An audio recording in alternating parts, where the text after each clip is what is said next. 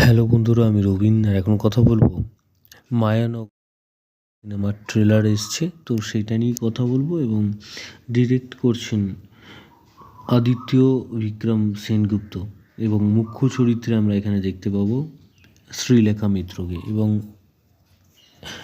একটা ইম্পর্ট্যান্ট চরিত্রে আমরা দেখতে পাবো প্রাপ্ত বসুকে, এবং আরও অন্যান্য অভিনেতা অভিনেত্রীরা তো রয়েছেনই। তো এই সিনেমার ট্রেলারটা দেখার পর সত্যি মানে আমরা নিজেদের সাথে কিন্তু কোনো একটা জায়গায় মিল পাবো। এই ট্রেলারটা বা সিনেমাটার গল্পটাই এরকম। তো গল্পটা ব্যাপারে পরে আসছি, প্রথমে অভিনয়ের কথা বলি বা সিনেমাটোগ্রাফি বা গল্পটাকে যেভাবে সাজানো হয়েছে সেইটাকে নিয়ে কথা বলি। প্রথমেই বলি শ্রীলেখা মিত্রর অভিনয় বা প্রাপ্ত বসুর অভিনয় কিন্তু প্রশংসনীয়।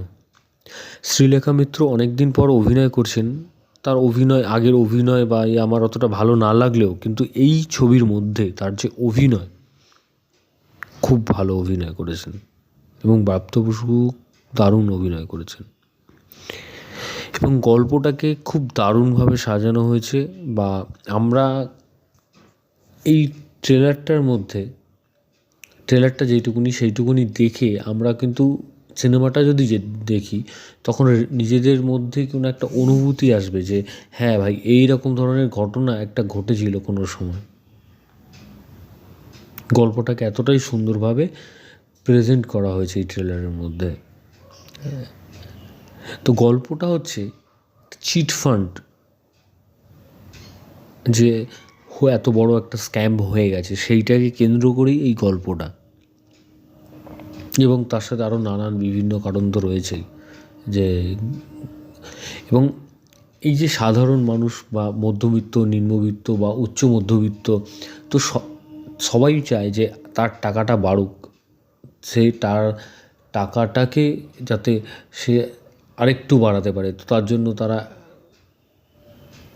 একটা ব্যাংক হোক বা যেখানেই হোক তারা রাখে, বা ফিক্সড করা যদি বলি।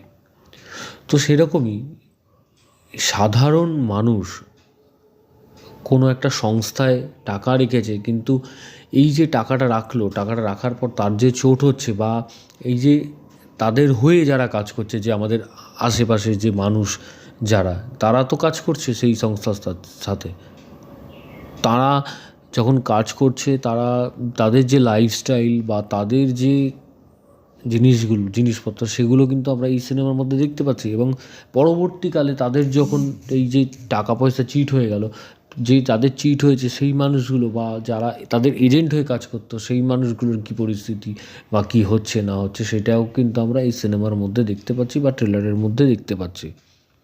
তো সেইটাকে আরও ভালোভাবে দেখার জন্য আমাদেরকে কিন্তু সিনেমাটা দেখতে হবে। হয়তো বহু মানুষ দেখবে না, কিন্তু পরবর্তীকালে যারা সিনেমাটা দেখতে যাবে তাদের কথা শুনে কিন্তু সিনেমাটা দেখতে যাবে, বা যারা ট্রেলারটা দেখছে তাদের কথা শুনে কিন্তু হয়তো দেখতে যেতে পারে। তো গল্পটা কিন্তু বেশ ভালো, এবং গল্পটা সিনেমাটা অন্য নামে ছিল, কিন্তু পরবর্তীকালে চেঞ্জ করা হয়েছে নামটা। তো যাই হোক, সব মিলিয়ে কিন্তু গল্পটা বেশ ভালো, ট্রেলারটা বেশ ভালো হয়েছে, তো আমার দারুণ লেগেছে। তো সিনেমাটা 5 তারিখ রিলিজ করবে, তো অবশ্যই বড় পর্দায় দেখা উচিত। এবং ভিডিওটা তোমাদের যদি ভালো লেগে থাকে তোমরা কমেন্ট সেকশানে কমেন্ট করে জানিয়ে দাও, এবং সাবস্ক্রাইব করো চ্যানেল প্লে বাংলা পিবি, এবং বেল আইকনে ক্লিক করতে ভুলো না। বেল আইকনে ক্লিক করলে তোমরা সবার আগে নোটিফিকেশান পেয়ে যাবে। ধন্যবাদ।